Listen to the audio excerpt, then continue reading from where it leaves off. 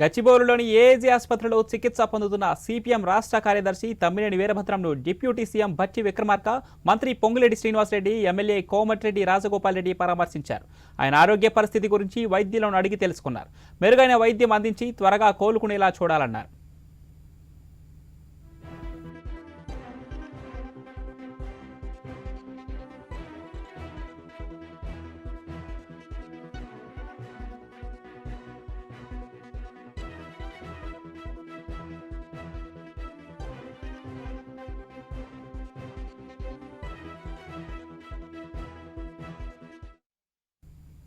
కాగా గుండె, ఊపిరితిత్తులు, కిడ్నీ సంబంధిత అనారోగ్యంతో ఆసుపత్రిలో చేరిన తమ్మినేని ఆరోగ్య పరిస్థితి నిలకడగానే ఉందని వైద్యులు తెలిపారు.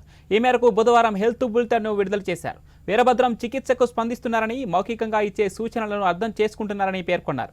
నిపుణులతో కూడిన ప్రత్యేక వైద్య బృందం 24 గంటల పాటు ఆయనను ఆరోగ్య పరిస్థితిని పర్యవేక్షిస్తుందని చెప్పారు వైద్యులు.